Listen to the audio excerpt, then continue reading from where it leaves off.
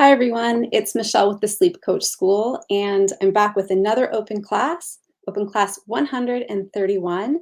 So let's take a look and let's dive right in. So our first question is from Udhayanithi, and he says, I'm a 17-year-old from India.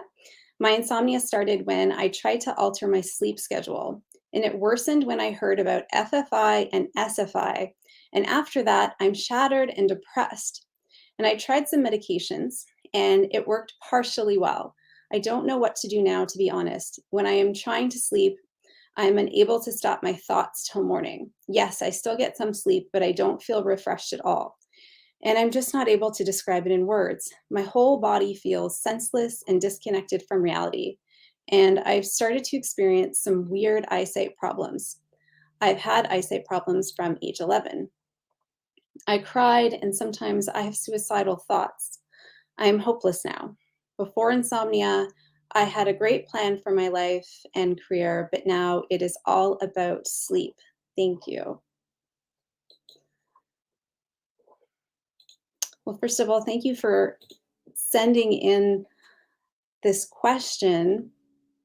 And of course, as always, if you're concerned about your health in any way, please see your doctor. As I like to remind everyone that nothing here is medical advice.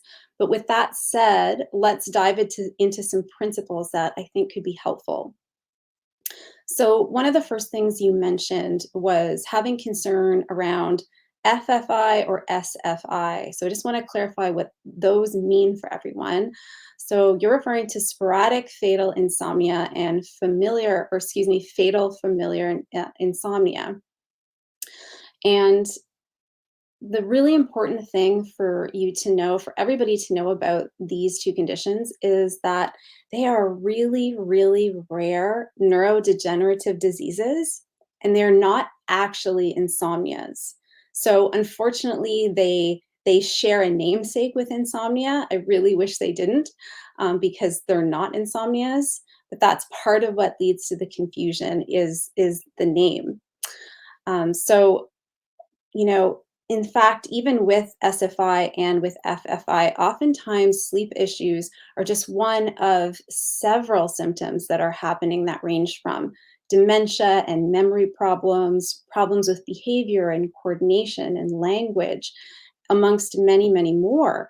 And so it's just really important to know that these are two really different things, that they're not insomnia, and that also they're incredibly rare. There are less than about 100 known cases known in the world.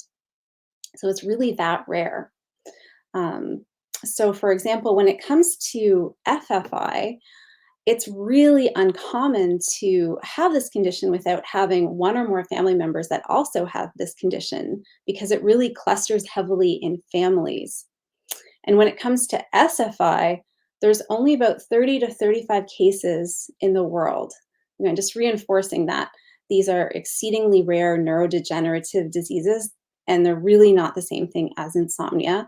And it can cause a lot of fear and a lot of misunderstanding when we start to read about these things, and we think that we might have some of these conditions because of struggling with insomnia. So interestingly enough, insomnia is, not always a common complaint when it comes to SFI or to FFI, even though sleeplessness tends to be one of the symptoms. So typically, if you are really worried, really anxious and concerned about sleep, and in your case is the fact that you were able to reach out to us and write us this, very well worded, eloquent question, all of these are signs that you, in fact, have insomnia and not SFI or FFI. But I do want to point you to a couple of videos that Daniel has done on these topics, just because I think sometimes when we're really afraid of something, we can learn about them, and this helps to demystify, certain information. And then once we demystify it, we can feel a little bit less concerned about them. So the two videos, the first one is called Sporadic Fatal Insomnia, Case 22. And Daniel talks to somebody named Casper about his mother who was dealing with this condition. And he even mentions that during her SFI, sleep was never something she even worried about. And the second video, which I think could be educational, is Insomnia Insight number 46. And actually a third one, number 38. And in both of these, Daniel does a deeper dive on basically how SFI and FFI are not insomnias. So I wanted to put that out there for you, and hopefully that helps kind of dismiss some of these types of concerns around these particular issues.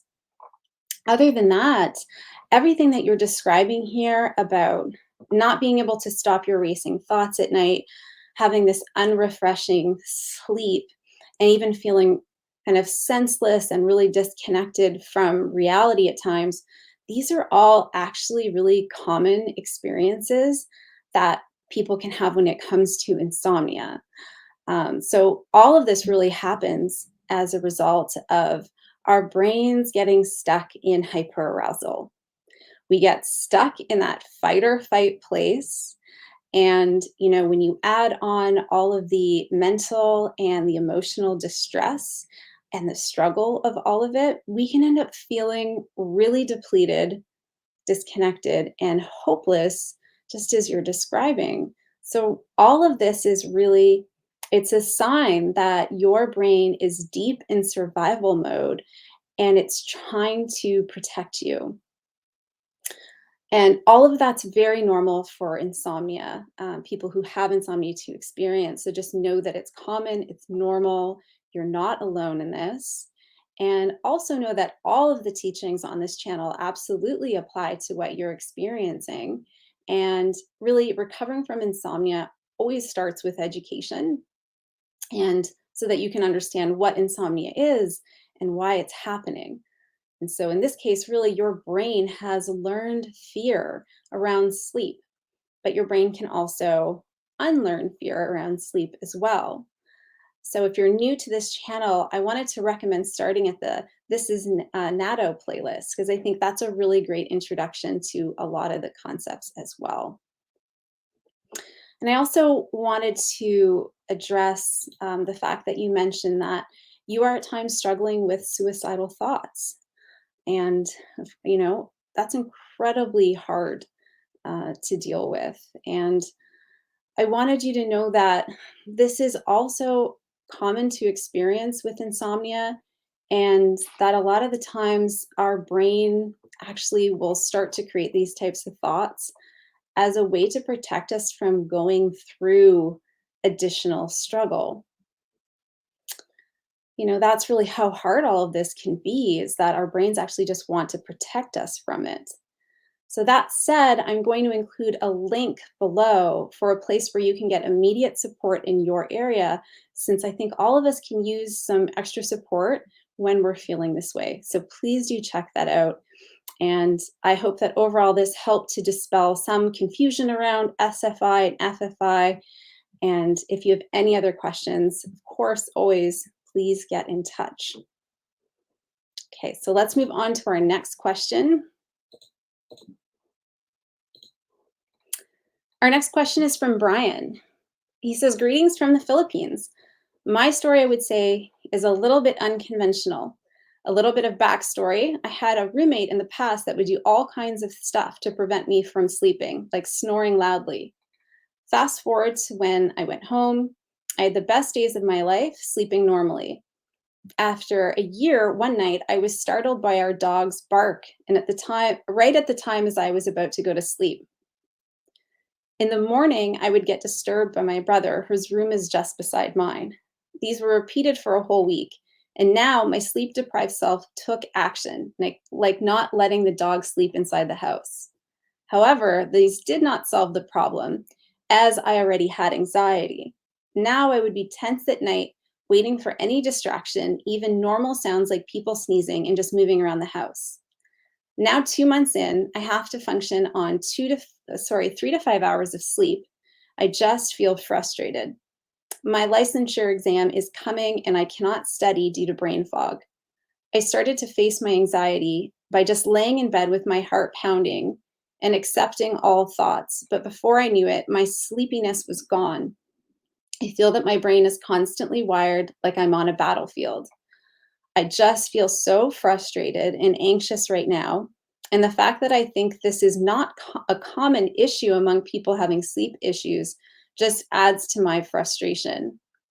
I also began having these OCD-ish type thoughts, which ruin my day.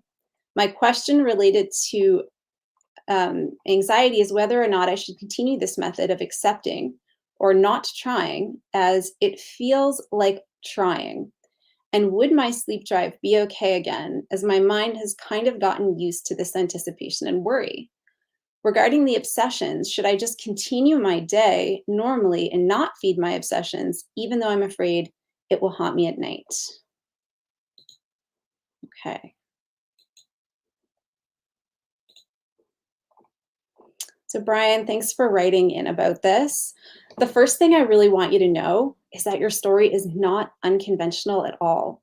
In fact, your story is very common, and everything you're describing is common and very normal for people who are struggling with insomnia. I think one thing that you said that I thought was great was that you actually noticed very quickly that this is about the anxiety that you feel around sleep, and it's not really about the dog barking or someone moving around in the house. And that's why taking all of those actions, like not letting the dog sleep outside, it didn't really help in the long run. Because all of these sleep efforts, all these things that we start doing to try to control and to protect our sleep, they don't really work, because essentially we can't control our sleep as much as we would love it if we could, we really can't. And all of these sleep efforts, what they end up doing is just reinforcing to our brain that not sleeping is a huge threat. So, this is how a lot of the times, many of the things that we start doing to try and solve the problem of insomnia ends up perpetuating our own insomnia, right? Because it's just reinforcing those beliefs, which are increasing our hyperarousal and anxiety, and then that kind of creates a cycle that we can get stuck in times. So I understand also, Brian, like how stressful it is to be in this insomnia battle when you need to study for an important exam, or you have a big work event coming up. I noticed that you even liken the experience to being on a battlefield. And, this is exactly what it feels like. And what we don't realize is that we can actually experience sleep challenges without the battle. We can actually choose to wave the white flag and put our boxing gloves down, which is one of my fellow coaches, Beth, created that analogy, which I love, just putting the boxing gloves down. And the moment we do this, the battle ends because we're no longer engaging in it. We've stepped away from the battlefield or from the struggle. And with insomnia, there's really that initial layer of struggle that actually comes from not sleeping, which is difficult. But there's that whole second layer on top of that, which really comes from all of our different mental and emotional reactions to everything that's happening. And while we don't have any immediate control at all over our sleep, we do have a lot of influence over that second layer that I just mentioned, that struggle piece that is created by our own mental and emotional reactions to our insomnia. It's how we choose to respond.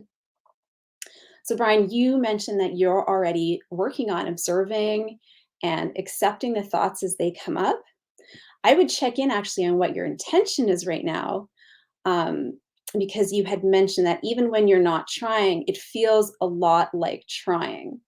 So, of course, we all want to sleep, but first, we really do have to let go of this idea that we can force our sleep in any way.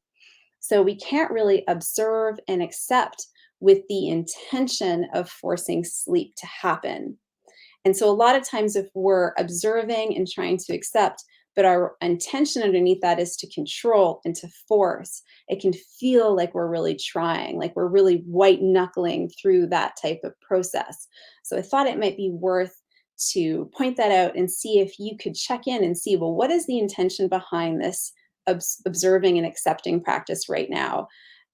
Because if it feels a lot like trying, it might be that really underneath it all, you're using this practice to try to force or control your sleep in the moment, which is why it might feel a little bit like this. And I think to go along with that, it's really helpful to know that at this stage with insomnia, we really do work with the mind first, with the expectation, with no expectation that sleep is going to happen because it takes time. And so, in the early stages, what really counts is the mental effort to change. This is what's going to help our brains unlearn fear around sleep. So, I want to encourage you to keep going, check in with your intention on that, but continue because it's all about the mental changes that you're making that are going to that are going to lead to sleep down the road. And the one last thing I wanted to address is the OCD type kind of ruminating thoughts that you mentioned that you're having a lot of right now. So, first, it's really, really normal for the brain to become obsessed or stuck in certain thought patterns when it's in that high alert, very hyper aroused state. That's very common.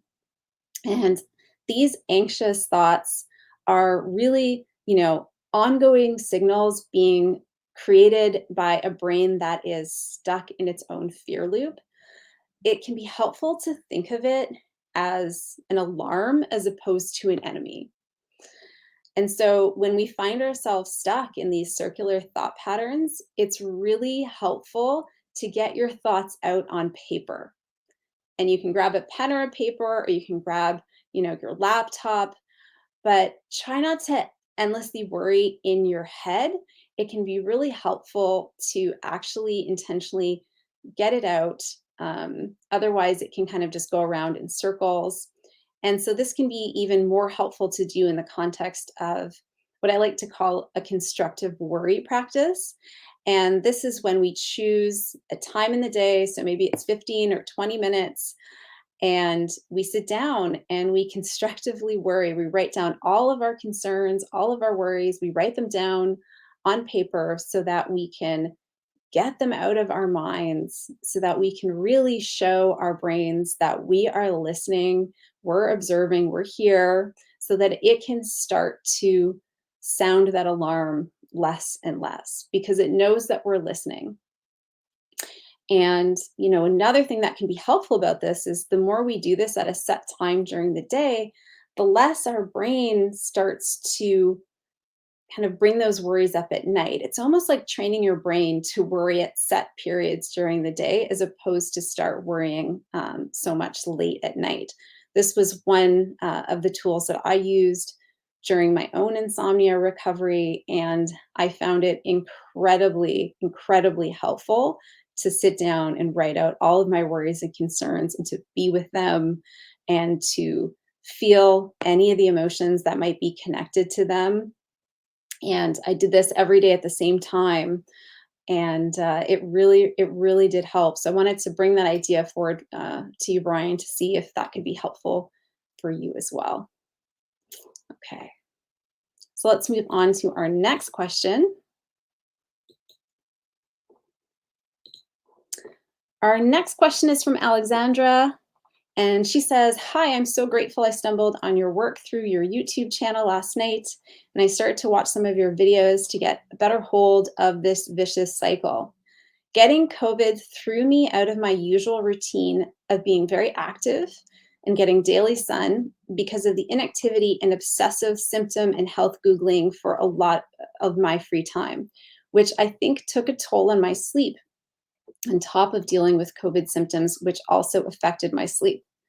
I did recover in a sense as I don't have any of those symptoms anymore, but it left me with trouble and anxiety sleeping and fear of not functioning during the day.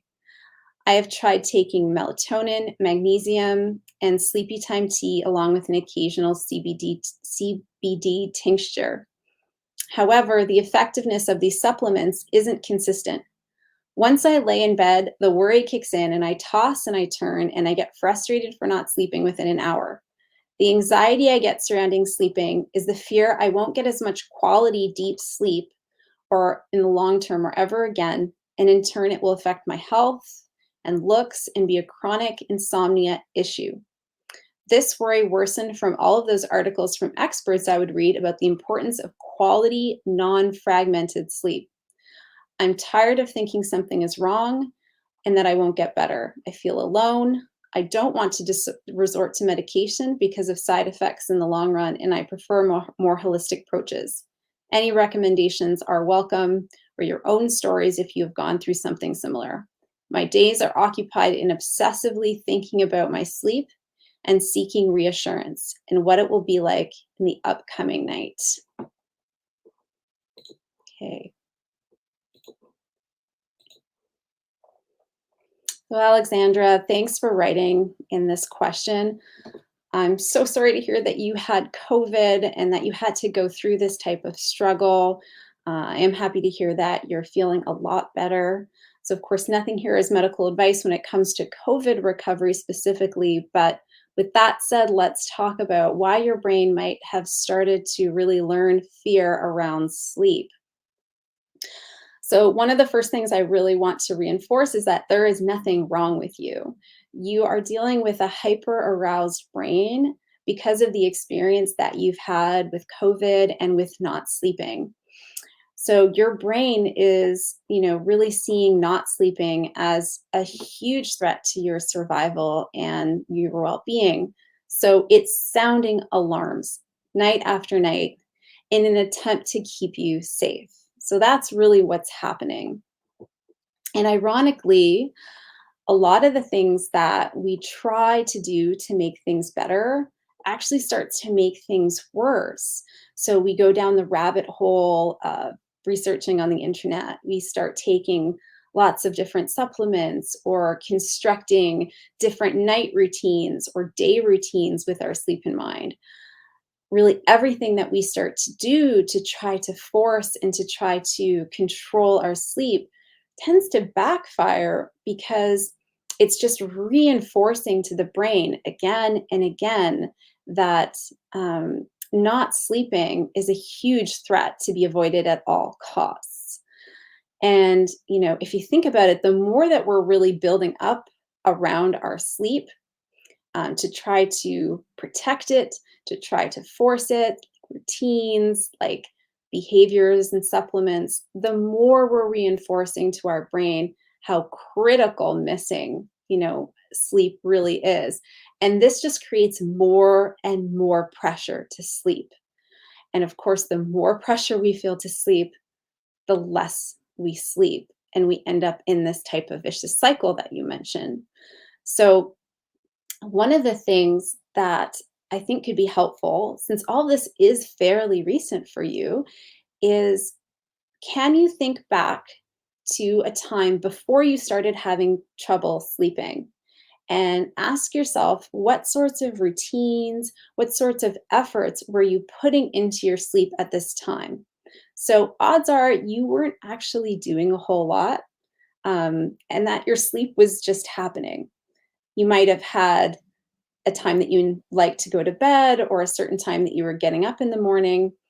But the odds are that your sleep was really just happening mostly on its own without you having to think about it a lot during the day or take certain supplements or, start engaging in new behaviors to protect your sleep. So a lot of the time, if we can look back and remember, oh, right, when I had the best sleep, I wasn't even really thinking about sleep. This can show us that some proof that doing less ends up actually being more when it comes to sleep and insomnia. So, Alexandra, um, of course, this channel is a really great place to start. I'm glad that you found it. Um, this is Natto. That playlist is a really great place to start. And learning about insomnia since education is always really the first step. And as a starting point, I thought I would share some concepts with you to help guide you on this journey. And the first is that it's helpful to know that we really cannot control our sleep. I know I've said that a couple of times, but I thought it was worth reinforcing that we really can't force our sleep to happen. And, insomnia really is a paradox in this sense. We really do have to be willing to let go of this desire to control our sleep, because the more we force and try to control, the more we elevate our own hyperarousal and the less we sleep. And the other thing is that the other concept I wanted to share with you is the idea that the more we focus on sleep, the more attention that we give it, the more insomnia thrives. So, this means if you find yourself ruminating on sleep a lot during the day, see if you can first really notice those moments when you're in rumination. See if you can observe it. And sometimes it can even help to talk to yourself and say things like, "Oh, I really notice my mind is really worried about what's going to happen tonight. I'm having all these same familiar thoughts around fear and sleep." And see if you can observe that for a second while it's happening. Allow it, listen to it, realize that these are just thoughts being produced by a brain that is stuck in a fearful place around sleep. And then see if you can actually try and change the channel. See if you can put some extra effort in those moments into living your life during the day and doing things that feel really meaningful for you. So, the more you can shift your focus towards things that feel meaning for you during the day and less about sleep, the more we can start to kind of take sleep off of that pedestal. Um, because, of course, when we put sleep on that pedestal, we just create more and more pressure. So, the more we can focus on what we're doing on during the day and have that feel meaningful, no matter how the night went, um, the more we can take a little bit of the power away from sleep. And the last thing I would say is that, our response to our anxiety and our fear around sleeplessness can either really attenuate or it can accentuate these experiences. So the brain is stuck in a fear pattern. And so this means that we need to start observing it and allowing it and seeing if we can send our brain some messages of safety in the moment. And oftentimes, allowing and observing can be enough. And, also in addition to that, you can have those thoughts around fear and begin to observe them and even say to yourself, "It's okay. I'm having this thought that I'm really scared about tonight, but I'm okay. I'm safe in this moment. And no matter what happens tonight, I'm going to be okay tomorrow." So, just an example of something that you can do at night or in the day when these types of thoughts come up is know that it matters how you respond and that you have so much influence in this sense. And then that's a really great place to focus. So, Alexandra, I hope that was helpful. I'm glad that you found this channel. And if you have any other questions, we're always here. Feel free to write in. So that's it for this open class, and I will see you all next time.